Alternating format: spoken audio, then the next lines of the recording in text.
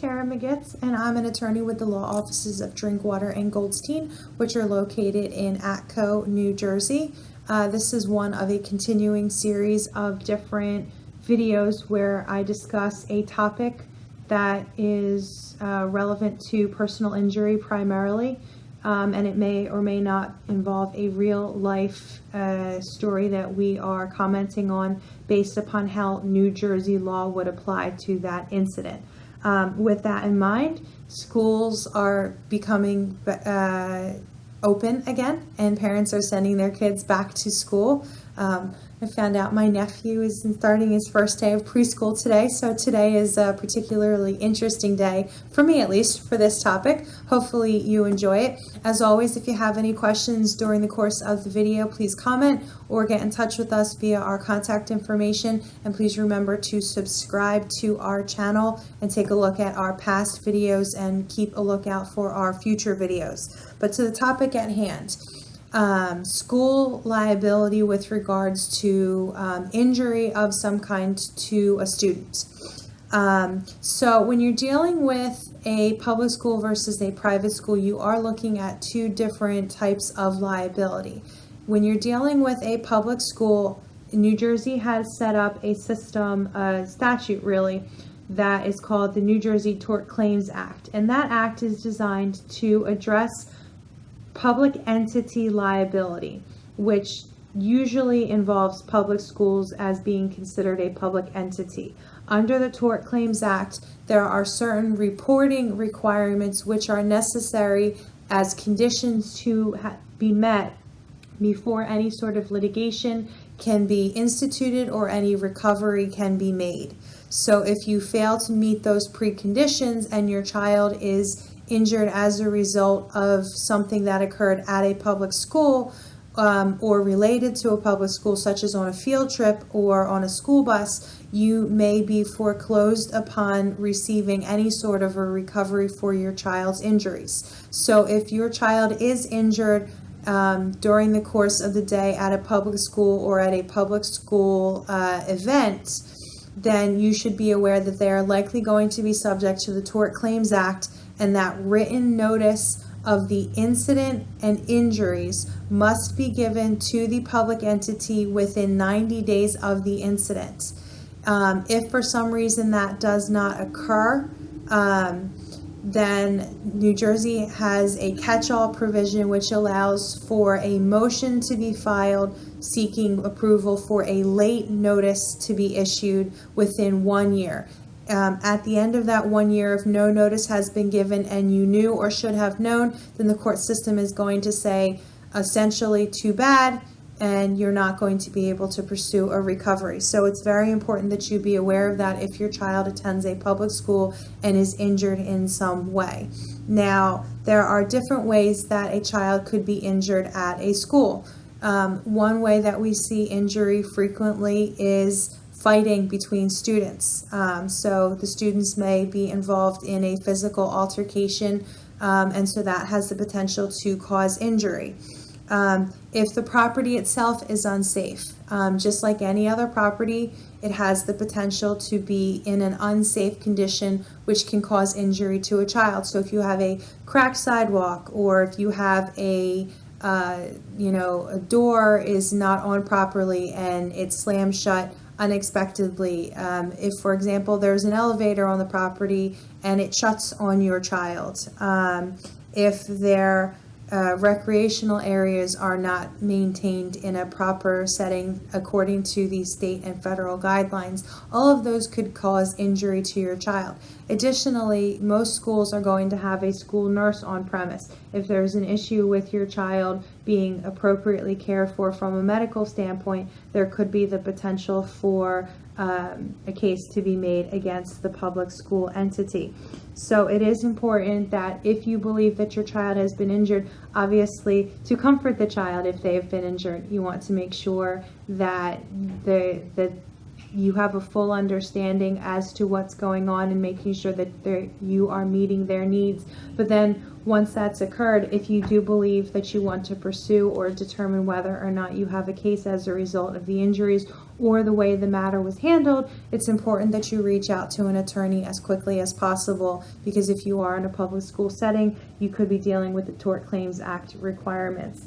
Now, when you are dealing with a private school, you are likely looking at a slightly different set of circumstances which have the potential to affect the ability to file any sort of a lawsuit or seek any sort of a recovery.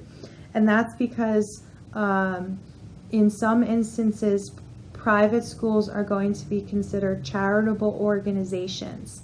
And New Jersey has a Charitable Immunity Act which may apply if the injury is caused to what is considered a beneficiary of the charity, or as a result of activities that fall within the charitable organization's purpose.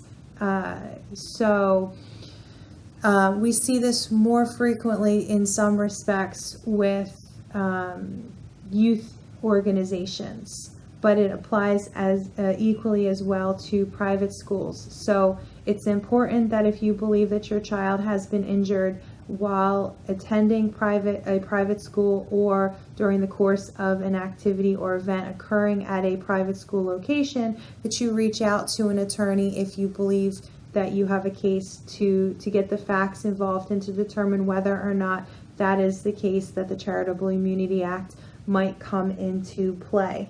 As always, if you as an adult are injured on the property, the personal injury statute of limitations is 2 years from the date that you knew or reasonably should have known by way of due diligence of your injury and of who caused the injury, which in some respects is going to be easy to identify. If you trip over steps at a property, you kind of have an idea as to where the property belongs to, but maybe not. So some due diligence may be necessary, which is why it's important to reach out to an attorney as quickly as possible.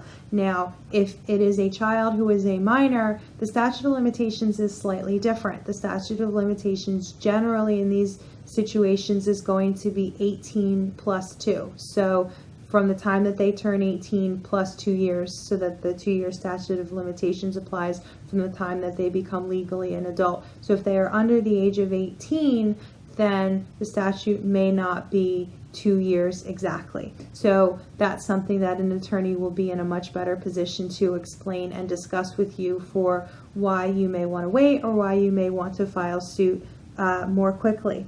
Now, New Jersey has recently seen, one in North Jersey and one in South Jersey, certain litigation that's gained some attention in the press with regards to these issues, both of which occurred, it appears, in May of this year. So in May of this year, there was a school bus crash up in Morris County. We're located in Camden County, so it is a little bit of a distance from us. But there was a fatal school bus accident where the school bus impacted with a dump truck, causing a fatality and causing several significant injuries and other less significant, but not less significant, I'm sure, to the families, injuries to children. So several of those parents are likely pursuing litigation, and we may see that play out in the press. But school bus accidents are a significant area where litigation occurs, especially if a third party is involved, because then you're dealing with who caused the accident. Did the bus driver act appropriately under the circumstances? Is there litigation that should be instituted against the school district as a result of the activities of the school bus driver? And you know, you may have been involved in a school bus accident that doesn't involve a child on the school bus, that maybe you were rear-ended by a school bus and you were injured. You are still subject to the Tort Claims Act requirement if it is a public school, and if you have any questions, we've handled those types of cases. Please feel free to get in touch with us. Another type of litigation that seems to be gaining traction in the school area is cases where a parent is alleging bullying or harassment or intimidation on the part of a student, and either the failure to act on the part of the school district or failure to continue to act appropriately on the part of the school district, and injuries that have been sustained, either physical, mental, or emotional. And there was such a suit filed in 2018 locally to us in Winslow Township, where a middle school student claimed that a classmate dragged her across a room by her hair, which was part of over a 1-year pattern of harassment that the school administrators ignored, which resulted at the end in her physical injury. So a lawsuit has been filed as a result of the hostile, intimidating, and abusive environment at the school, and also for violating the law against discrimination. So if you believe that you've had such a similar case and you are interested in pursuing a matter, or if you just have questions about the matter, that is an area that seems to be gaining a lot of traction in terms of litigation with schools, both public and private.